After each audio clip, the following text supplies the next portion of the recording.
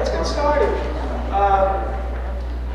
This is the final evening of the final event of a wonderful day of poetry that's celebrating the earth. And I'm going to just introduce Margaret and then turn it over to her. We have some questions afterward. Margaret Gibson, Poet Laureate of the state of Connecticut, is the author of 13 books of poems, all from LSU Press. Yes. Most recently, The Glass Globe, published in 2021. She's published widely in our most prestigious national literary magazines, from Georgia Review, Gettysburg Review, Southern Review, Michigan Quarterly Review, and Image. Her many awards include the Lamont Selection for Long Walks in the Afternoon, her second book in 1982, the Melville Cain Award for Memories of the Future in 1986, the Connecticut Book Award for One Body in 2008, the Vigil was a finalist for the National Book Award in Poetry in 1993. Broken Cup was a finalist for the 2016 Poets Prize. The title poem from that collection was published in the Pushcart Anthology. Passage from Not Hearing the Wind Thrush was published in Best American Poetry 2017. She's also published a memoir, The Prodigal Daughter, published by the University of Missouri Press. And she is Professor Emerita at the University of Connecticut and lives in Preston, Connecticut, as we probably know, and you probably have all been to Margaret's website, which is margaretgibsonpoetry.com.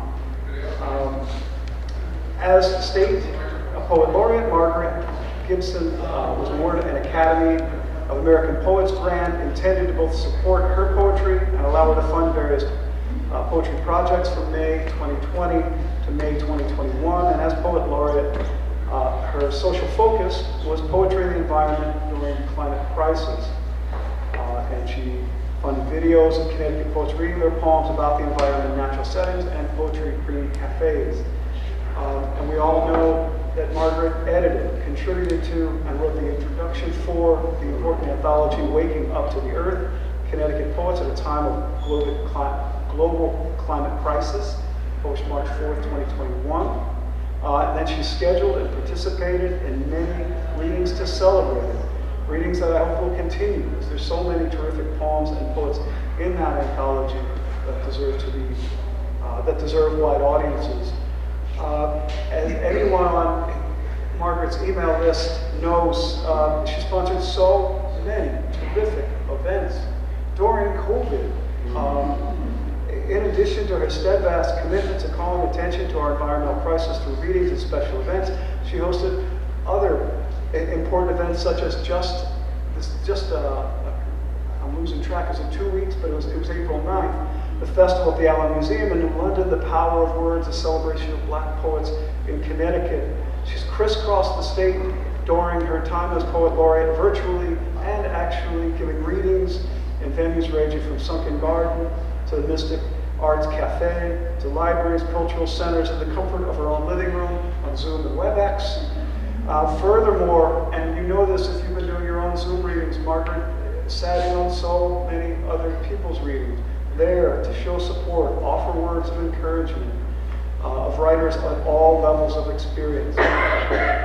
Before turning the mic over to Margaret, I just want to share one example of the effusive praise that her book, The Glass Globe, has solicited from Connecticut's own Claire Rossini, who is herself a brilliant and necessary poet.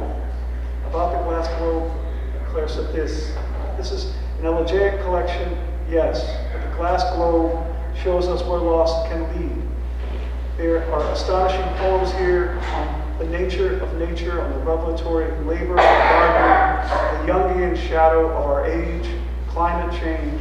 Throughout, the movements of the poet's mind are so nimble, a language and form so elegant that each poem seems both integral and spacious, like breath shaped and released, given freely into the clear light.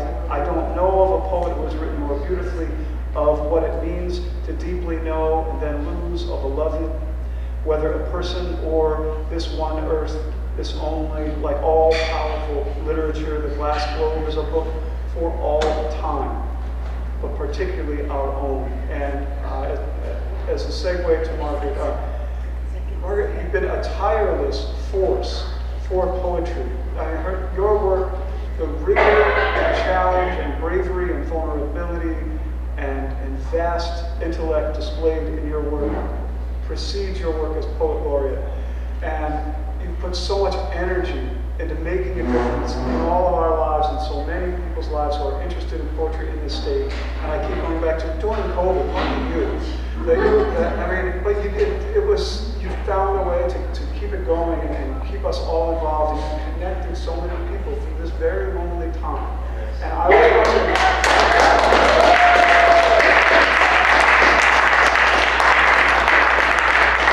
I'm going to ask you to do a little better than that, and that's if you can stand, I would like you to please rise from your seat and match some of the energy that Margaret has given to us and display it toward her as she approaches the mic. Margaret Gibson, please come.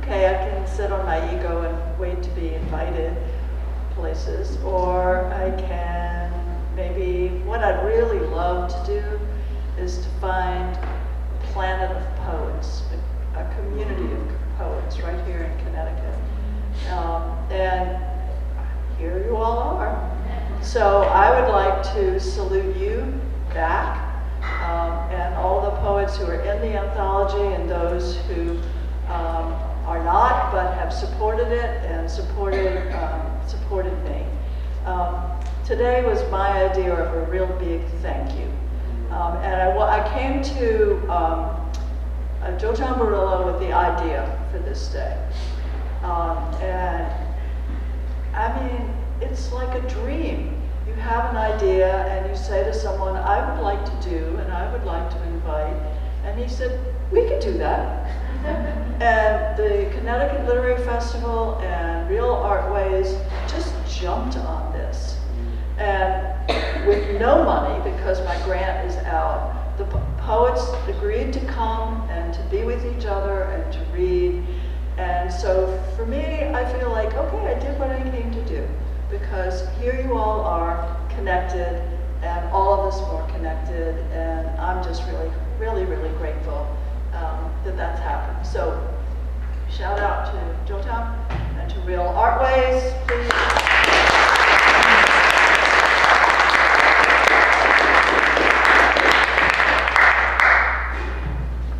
Now I'm finally going to read some poems.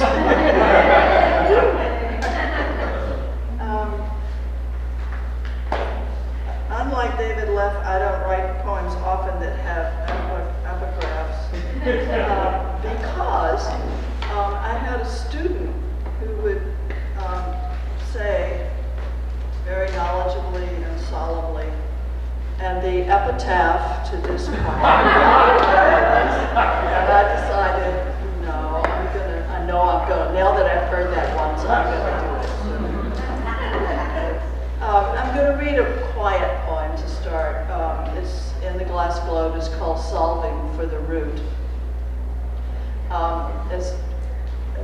I live in southeastern Connecticut in the woods. I garden. I thrive in that environment. I love it. And so I'm in one of my favorite positions in this poem, which is down on the earth, weeding. And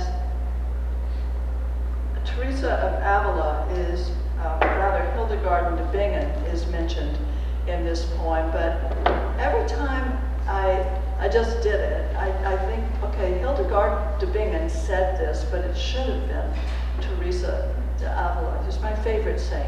Want to know why? She traveled around from convent to convent and was really supportive of people, and she'd just gone over the Pyrenees or someplace in the mountains, long journey, and she got to a convent and she was there to support, and they gave her a dinner of roasted partridges. And she was sitting down and really tucking into it, really eating with relish. And she looked up and you could tell that the nuns were embarrassed because she was eating with such gusto. And she looked at them and she said, "When you pray, pray. When you partridge, partridge."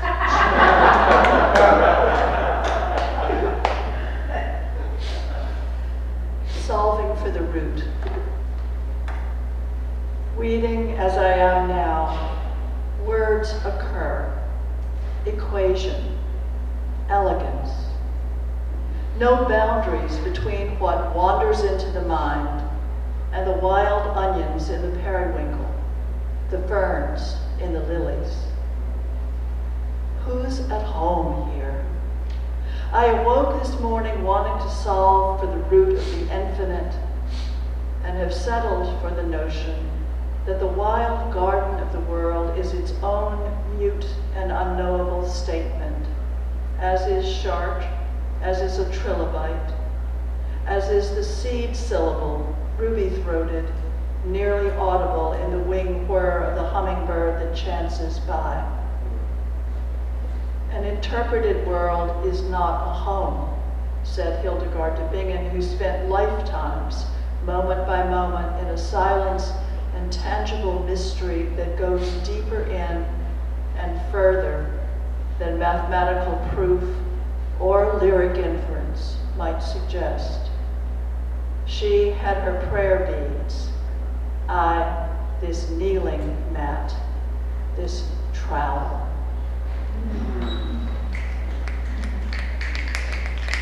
I'm going to read a new poem called Living History.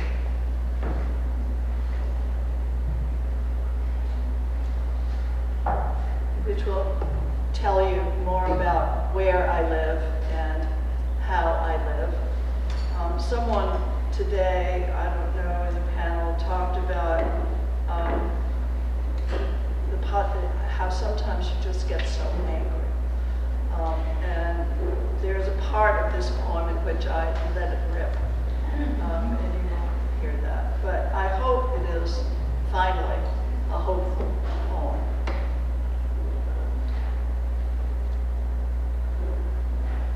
Living history. For better or for worse, I live in a small central chimney cape built by an early Scots immigrant who felled trees, made fields, lifted stones, and tossed them into perimeter walls, then anchored the summer beams between the central chimney and the outer walls of this house, raised the roof, and across the yard dug a root cellar. I hear coyotes. He heard packs of wolves in the dark. He harvested pigeons and ate them. Back then, storms of them darkened the skies before they were made extinct. He had a wife whose skirt, I'm hoping, did not catch fire in the open fireplace and torch her like a candle in a sconce. Were he still alive, he might tell me if the stone piles in the woods near here are Indian graves, as rumors of massacre have it. Nearby, a dairy farm, a turf farm, a casino. 5 miles away, the steeple of an incinerator. 30 miles, a nuclear power plant. New York, 2 hours by car. The prevailing winds bring pollution from the Ohio and Michigan steel mills, car manufacturers, and tire factories, which merges with the fertilizer smell of old farm fields, and an occasional sea breeze from the southeastern Connecticut coast just 10 miles off. And then, like a wolf tree in high wind, the narrative cracks open. Without alphabet or logic, I begin to howl. Take me, the howling translates. Take me wind, take me fire, take me flooded coast and city, take me tornado, take me eye of the needle. All you statistics take me. Plague and parasite, take me, wring me out, my heart's dry as beef jerky. Take me, eat me, shit me out, kick over me dirt and leaves, hide every trace of me, hide the cities yet to drown in the ocean spilling over us as the ice sheets melt and the sky catches fire. After, in the silence after howl and outcry, just after the mind empties and stills, there comes back on its own, for who knows how long, a lover's mind flush with birdsong and berries, a mind as passionate as sunrise, as still as a shaded pond which houses fish.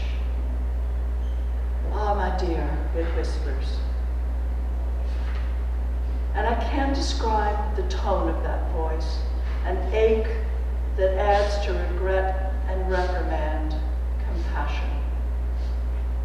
It's an old, old love that whispers it.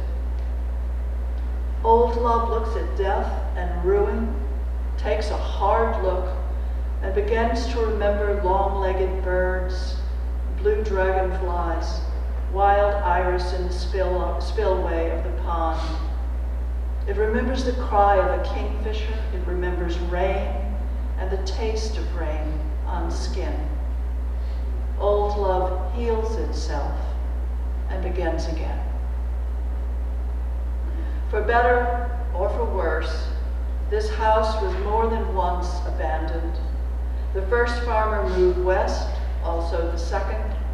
It was a debtor's prison, then settled into ruin as a den for critters. Its steeply slanted roof caved in by rain and snow, snakes in the cellar, a flourish of trumpet vine on the roof like a flash of fire. Hobart Mitchell bought the ruin with its acres of untold history, the house he built back, the woods he savored. Restoration. I take that as my metaphor for history that refuses to go extinct. Years back, I came to this house and married. I raised a garden and my voice. I danced in the kitchen and older, let grief take me down the well into an aquifer of the afterlife.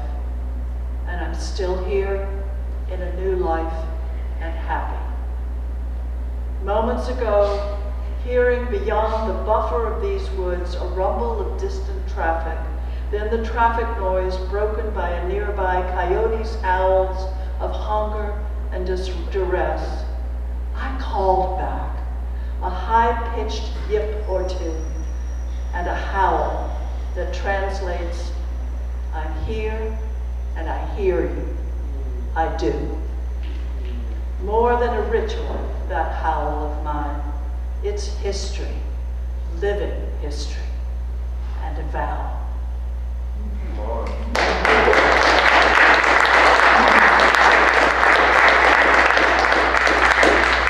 Now, do you want to hear me do a coyote howl? Yes. Do you really? Yes. Really? All right, I'm going to do the whole pack.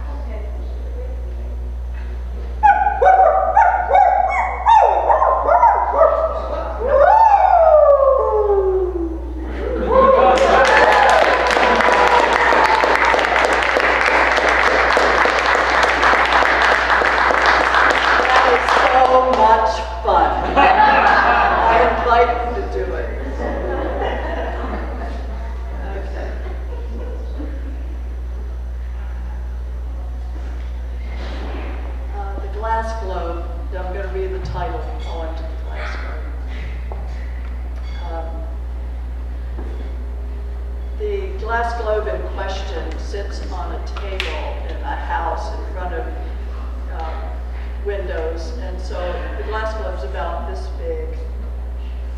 I tend to exaggerate it, but it's big. And you can look through it and through the window and see the bushes and the trees and the sky and the clouds outside. And so obviously you can tell already it's a natural sitting metaphor for the earth itself. But this one is transparent and you can see through it. And it's glass and fragile. So in the beginning of the poem, you will hear the speaker describe the glass globe, and I'm using prose. I'm cribbing from myself from an essay I wrote about the glass globe some years ago. And I hope you hear this in this poem, the walk back from the present moment through evolution to standing on stone, original stone, barefoot. The glass globe. One more thing. There are a number of poems in this book that I call coming to consciousness poems. Poems of growing into the awareness of global climate emergency. For me, I mean, it's been there for a while, but it continues to amaze me how we're getting more and more acquainted with it, of course, but it's still slow and we need more coming to consciousness. The glass globe. Wanting to begin again, a form of denial. I copy from a book, rearranging the words with a shaking hand. This morning from where I sit, the rug is dark blue and burgundy, brighter where a length of full sun from the east window falls. On the shelf of the bay window, a large glass globe, hand-blown, the color of air over the shallows of the sound summer mornings, shimmers. It all but floats. This morning, glad of it, I'm not going anywhere, content as the globe fills with the quiet simplicity of light. This glass globe, it's a made thing, a synthesis of sand and fire, air and muscle and lump and tool, a flaring of energies joined and transformed. And because of the quality of attention that went into it, beautiful.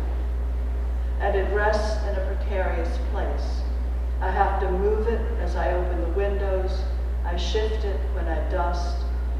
And if I'm not careful, my mood hard and angular, I may knock against it. And this is history. This is prose, my prose. Words in a book now out of print. Words underlined by my husband, whose hand now is ash in a wood-fired ceramic jar. Except for me, everyone who came to our wedding is dead. I'm in another house now. The glass globe rests in another morning's light. Each morning, I walk out of this house to stand alone in the quiet of these woods, whose leaf-rumpled earth so long ago was cleared and planted, grazed, hayed, harvested, abandoned.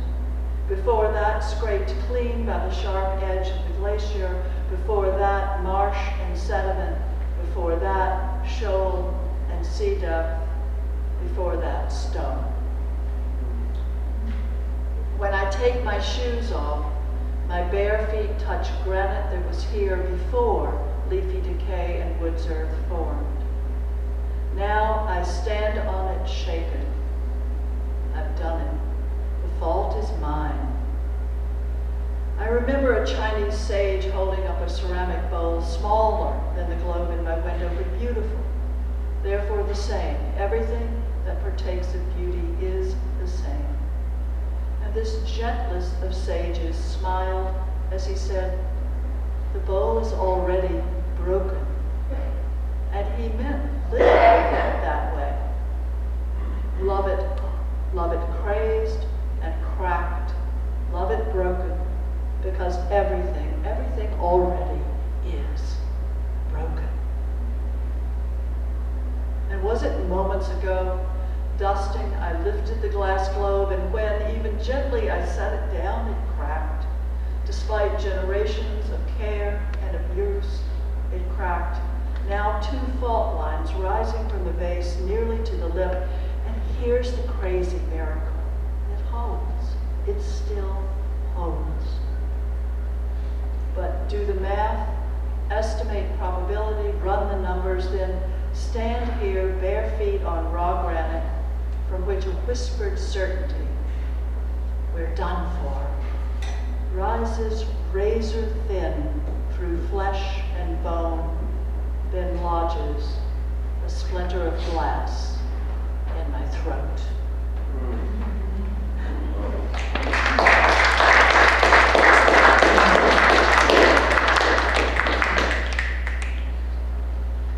Another new poem.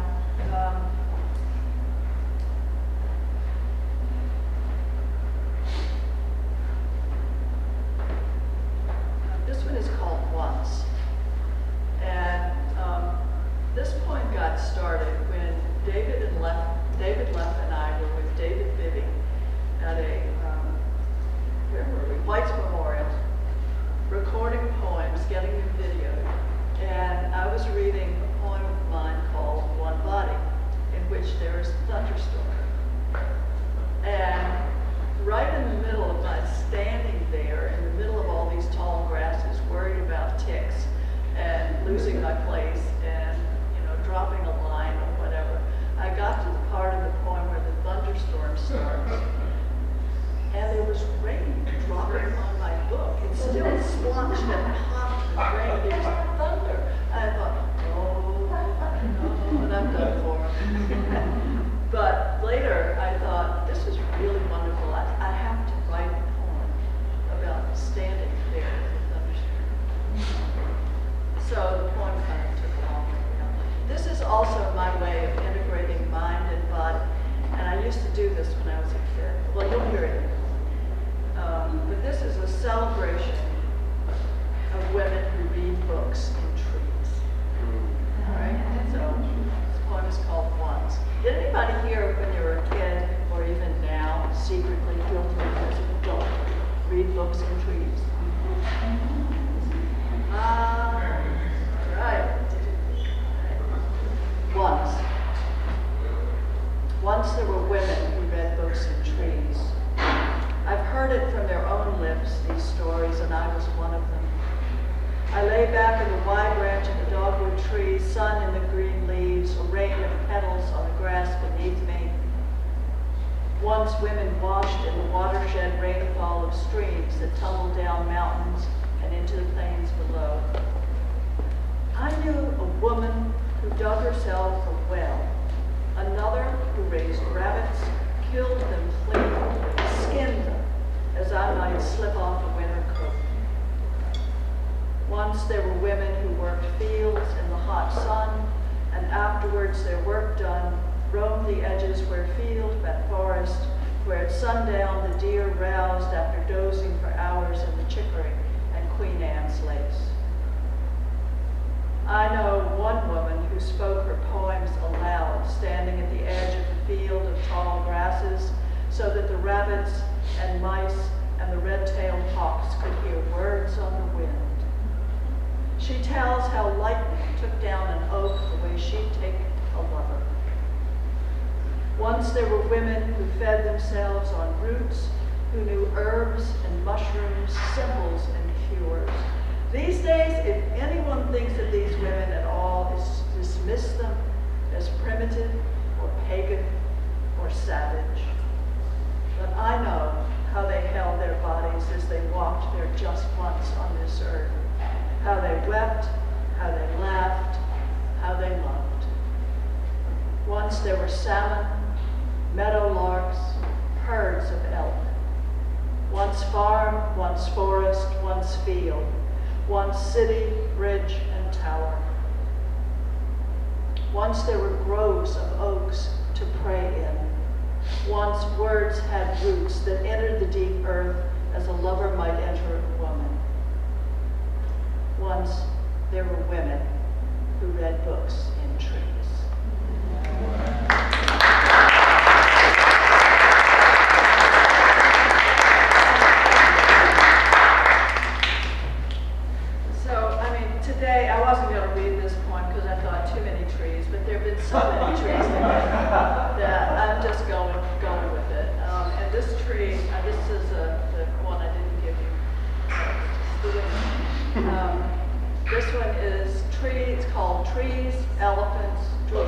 trees, angels, elephants, and more.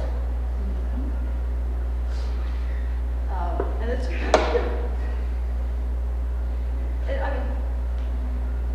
it's an act of humility as a poet. It really is.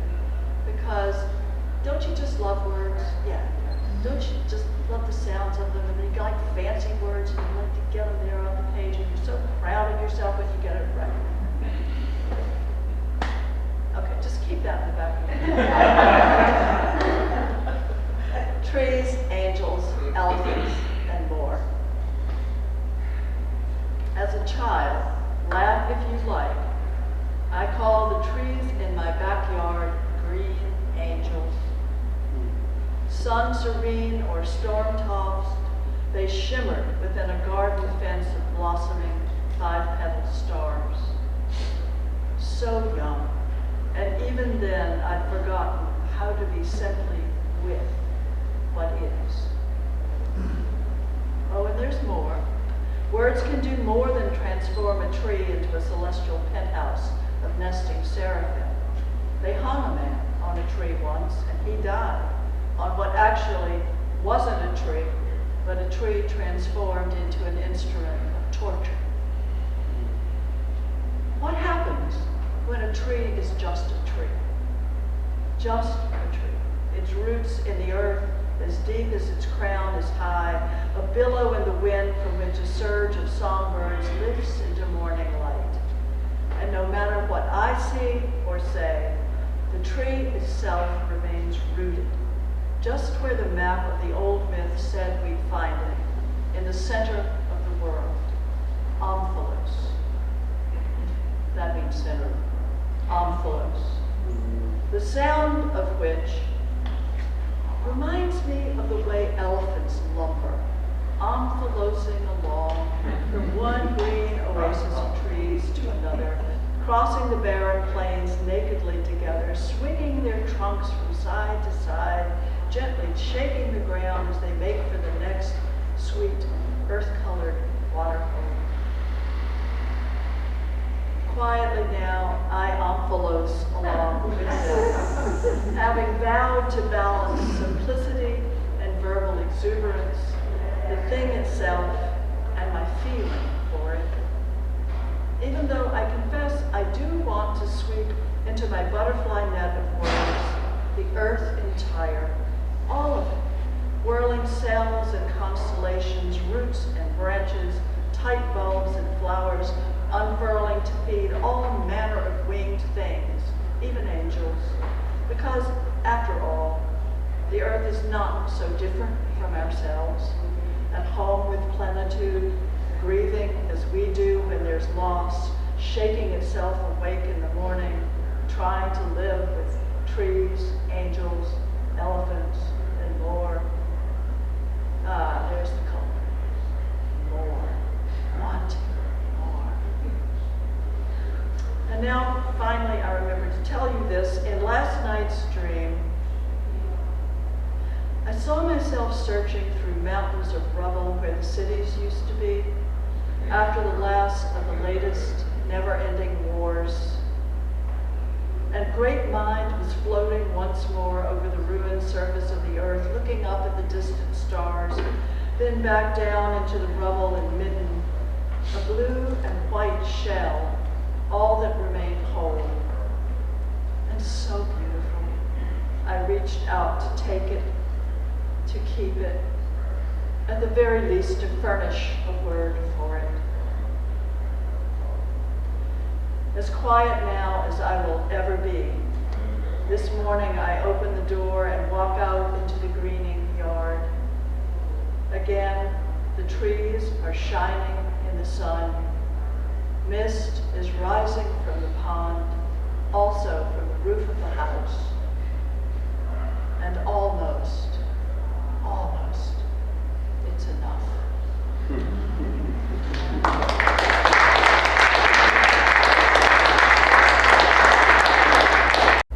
I want to respond to this life with the same sanity that times the arrival of bees with the breakout of blossoms, with the precision and chemistry that makes an oak tree root sensitive to the welfare of neighboring oaks.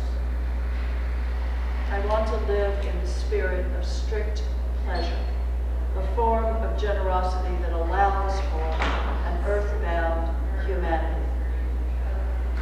Spirit of the corn mask, stay close. Let me learn, if it's not too late, how to be a creature of the earth, in love with the life of the earth, as if it were my own.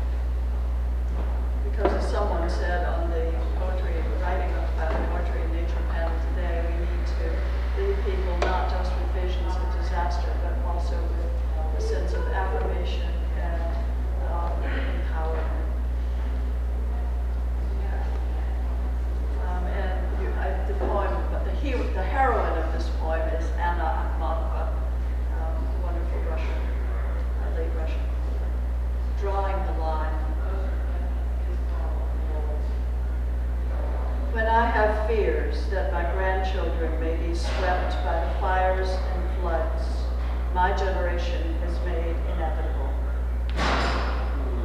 And that neither music, nor poetry, nor art will give them joy and the outrageous courage to live no matter what.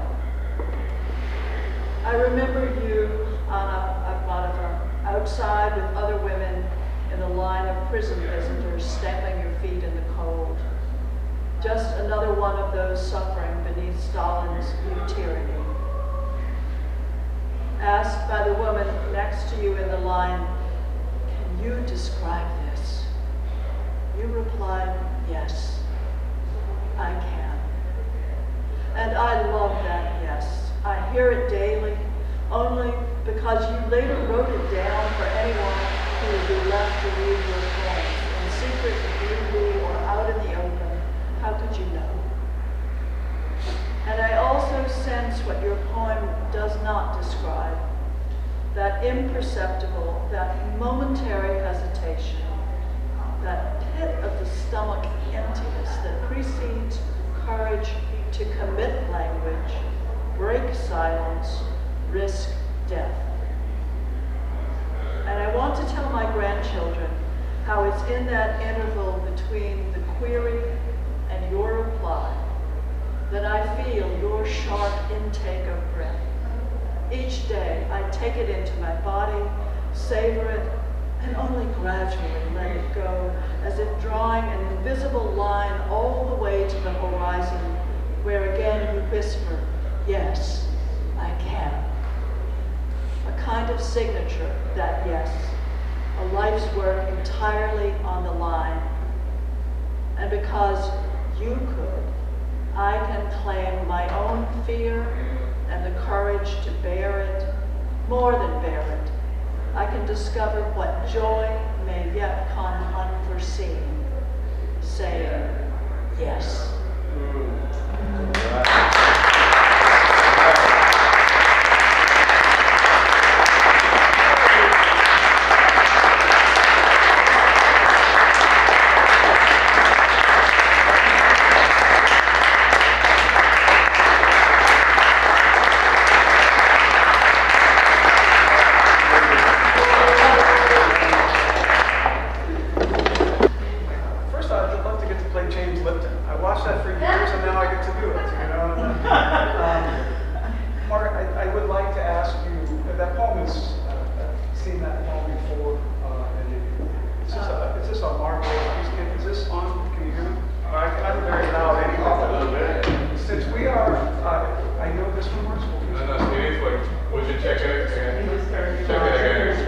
Just make sure it's working. Just check again. Yeah, it's working. Yes, yeah, it is. It was published in our literary journal, Eastern Connecticut State University, called Here. And long and short of it, there's the word yes that it comes back, and that you drew the inspiration from,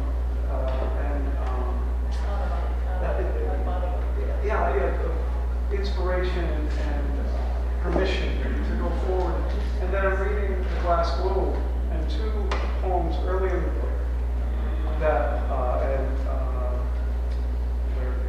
the moment and I'm curry with shrimp and stuff. So, which are they're gut wrenching. Where you're remembering on the anniversary of your marriage, and also when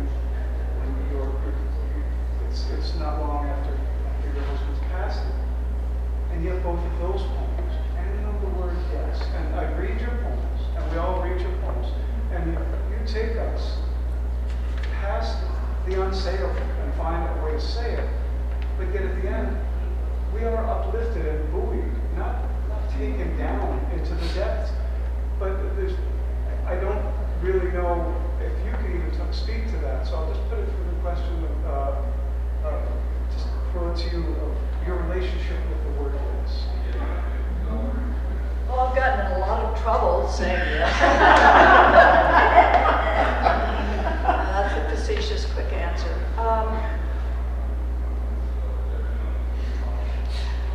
I love questions that I have no idea what the answer is, and so I'm just kind of pausing for a minute, hoping that something will bubble up. I think it probably comes. My relationship with the word yes comes from, most recently, from two sources. When my late husband was diagnosed with Alzheimer's, and I knew what he would be facing, the loss of everything he had learned, the loss of language, and Lord knows what. I read all sorts of books. I did not finish the 36-hour day because it was just so depressing. But the thing that really helped me the most was a little pamphlet I found in the Preston Library, someone who had been through the experience of long caregiving.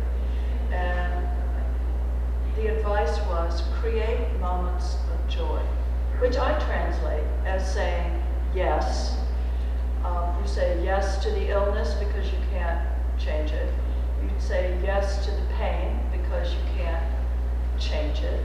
You say yes to whatever you have to do because you have to do it. And you say yes to moments of joy because that's what makes life worth living. That's where the love is, that's where the happiness is, and you can be happy in the midst of the unthinkable. So there was that long school of illness that I went to and went through with David, and it was very, it was awful and positive and wonderful. I mean, I can't say that. The other source for saying yes maybe is meditation practice, my zazen. Whatever comes up in the mind is what comes up in the mind. You can't, if you look at your mind, if it's saying awful things to you, it's saying awful things to you. And all you can do is look at it and acknowledge that that's what's happening. That is the present moment, and then watch it go. Because it always will. So that, the more you do that, whether it's your knees hurting because you've been sitting zazen too long and you're an old critter, or whatever it is, whatever pain or the source of the pain, or if it's the potential end of this earth that I have always been in love with, whatever it is, whatever that pain is, you say yes to it, and it goes, and then you say, okay, now let's get up and do something. Let's get up and say something. Let's go love somebody. Does that do it? That's great. Thank you, Margaret. Now, your work and aesthetics feel very much in line with the sentiment expressed in an Audre Lorde essay that I keep coming back to, 1985 essay. It says, poetry is not a luxury. think if you could have given up poetry a while ago, maybe you would have. I mean, it feels it is embedded in your DNA. And I'd like just your response to her in the importance of pursuing a lot of inquiry in your work, where she says that the quality of life by which we scrutinize our lives has direct bearing on the product with which we live and upon the changes which we hope to bring about through those lives. As we learn to bear the intimacy of scrutiny and to flurry within it, we learn to use the products of that scrutiny for the power within our living. Those fears which rule our lives and form our silences begin to lose their control over us. When I read your work, that phrase, the intimacy of scrutiny, those two things are going on in every step of your poems, and I wonder if you could speak to that start. It's a great phrase, the intimacy of scrutiny. How you came about that, did it start in childhood? I wonder how you came to that mindset. Are you kidding? In childhood, I grew up in Virginia in the South. They didn't scrutinize anything. I mean, it was all, I was supposed to be a standard Southern belle, and, there's no fun in that. I realized that fairly early on. And there's no justice in it either. I realized that fairly early on in the South. So I began to hear things. Okay, all right. It did begin in the South. I heard lies that I couldn't give an assent to, and the only reason I knew they were lies was because the scrutiny and paying attention. I saw for myself. Now, it was dangerous to say anything, so I didn't say much. I mean, I rebelled inside for a long time before I got the courage to speak about a lot of things. But I was a quiet child, I was shy, and I couldn't match up the way things were described by others with what I saw. So that intimacy of scrutiny maybe, I never thought about it, it's a great question. That kind of came up there.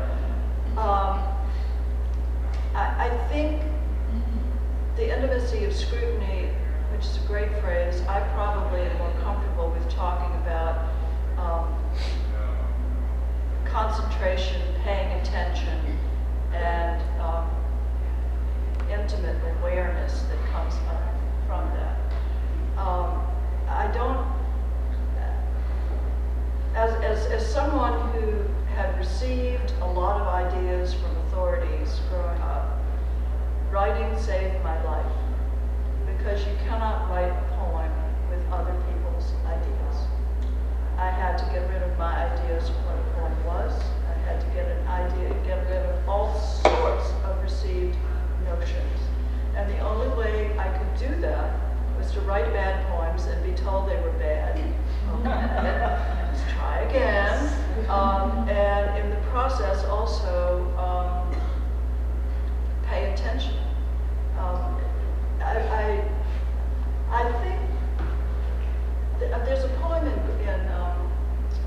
The Glass Globe in which the speaker, who's me of course, is looking in a mirror and notices, I'm looking in the mirror over my dresser where I comb my hair and choose earrings and look at myself and say, oh, I guess I can get out of the house today without scaring anybody, etc. In other words, the altar of ego. And not noticing that in the background, I see into the living room and the painting and the windows and the world outside. In other words, we're so used to looking at ourselves and not the context into which we belong and our interrelationships. We heard about this all day. So where was I going with this?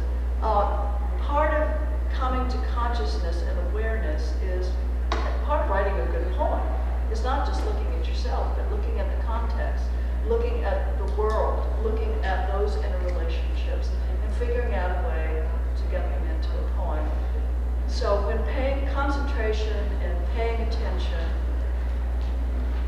have very practical rewards, but the deepest reward, I think, is that when you are, I love words, but when you're quiet, when you let go of words and simply sit and pay attention, gradually there comes a sense that not only am I aware who I am. I am awareness. Everything else is extra, special. Everything else is extra. But just to be open and aware and intimately connected, therefore, with everything else is the deepest identity and relationship that one can have. And I would credit my Zen practice for that. And my writing practice. And the advice of dear friends. I'm looking at them. So, I don't know if I answered your question. No, that was wonderful. I think we all just learned a lot from that response. I know we're up against the clock, but if I could just ask 2 more questions. One, on a related note, in the glass globe, your wonderful poem, River Keeper. Yeah. And you're talking about a couple of different kinds of rivers there, right? To quote from you, the river inside, the river outside, saying halfway through, isn't it truly all one world, no in or out, no here nor there, seamless as a lily about the open, from just here to everywhere it is. And it builds to this crescendo, bloom and retraction, anchored flow that upholds the city, cathedral, bridge and gate, Orion, Toad, the Amazon, blue dragonfly, what it is to love, before ending with one of the most direct statements I've ever seen from you, and that's, if you spoil a river, you spoil all this. And I wonder if you could speak to those rivers, and I wonder if it's going on what you were just saying about your Zen practice, and if those rivers are related and what the consequences are as we take care of those rivers. Yeah.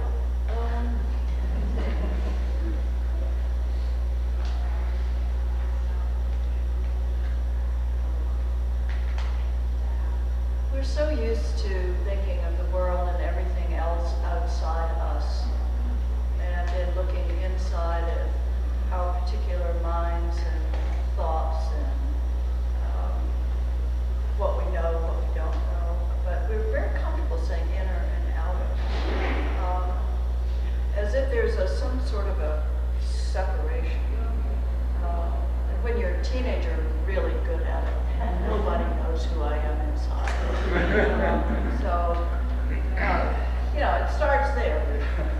But what I, in the poem, I was actually, sitting in a room quietly, and there's a river outside the window. So there was a river literally out of the house, and I would talk about the river inside is the river of consciousness, just watching the mind do whatever it does as it bubbles along and fills and empties and all the rest. But what the poem, that particular poem doesn't do, I think, is what another poem in another book did, which was to say we are thresholds. There's no inner and outer. We live at the threshold. We are thresholds. In other words, if you dissolve that boundary between inner and outer, it's just all one word. And you can't, therefore, it becomes harder to say, I need to have this and grab it. Or I don't care if I throw my chemicals from my garden into the river. Because the separation between myself and the rest of everything else has thinned out. So if I spoil the river, I'm spoiling my life. If I spoil me, if I do something to hurt myself, I'm hurting some other part of life. So I don't know whether I'm answering your question or not, but when I got to the end of that poem, I can go on lyric riffs that are lyric riffs, and I love them, But then you gotta all of a sudden say, what are we doing here? Spoil the river, you spoil it all. There's no. So I guess it just came out of that energy of just kind of needing to say, what are we doing here? This is it. This is about spoiling. I guess this is the last question, this is the feed of that. I'm very familiar with it, I wonder if other people are, that inner and outer of what your students said when you took a response, what is what their response was? Oh, I wonder if it's maybe inspired that poem in some way. It was that which is not well, myself, or that which doesn't concern me. that was just, did you all hear that this morning? Did I talk about that? Yeah, I mean, that absolute conviction that somehow around me is a barrier that's probably stainless steel and sets me across the side, separates me from the rest of the world. When the student said that, I was teaching at UConn, this was early 1990s, I hadn't, my practice was very young, and I didn't have that sense of transparency or impermeability, transfer of things between what we call inner and what we call outer. And I love that as we adopted and eventually stopped calling it, we talked about living world. Kind of basically, that just includes it. So, a final question, just responding to something you said in the class globe. We're done for. You point out rightfully that there are grave concerns with the future of our existence on the planet. Could you talk to us about what, if anything, gives you hope? Well, at the moment, is that the world, like the globe in the poem, the world is cracked, it's broken, but it's still holding. We have time. We don't have a lot of time. And a lot, I mean, if you follow what's happening, I mean, we're not cutting emissions, we're still dependent on fossil fuels. There's a wonderful book called The Net Mix Curse, which I hope you will all go and read. It's beautifully clear, and it also engages thoughts about what is happening with empire and global politics, which has always been happening in the way the economy feeds into this, and it is a huge problem. We have to really redo everything, you know? And there was one of the things, you can get really, really sad, mad, and despairing thinking about it. How US dollars are tied to oil sales, how much the military is tied to fossil fuels. All of it. It can be overwhelming. But I read this article from this wonderful guy in Vermont who said, why don't we just say, okay, the end of the world as we know it is happening. Let's just say it's all going to hell in a handbag. And then let's get out the cookies and the wine and call up our neighbors and not have a party. Start figuring out how we can make it better in the particular place where I live. Let's learn to talk to each other. Let's just give up on the structures we have and start creating new ones. Let's ask people, what do you want? What do you really, really want? And I'll bet that if you talk to people that way, that they will talk back to you as a naked human being without boundaries of any kind of social or economic or educational, all that stuff that can divide us. Let's just speak from our hearts. Let's say we are in a bad way. Let's come to consciousness, admit that, and start making changes. That's what keeps me going. I just cannot believe that the human spirit, the spirit of love, I can't believe that it is not strong and powerful and operative. We just drop the defenses and say, ooh, this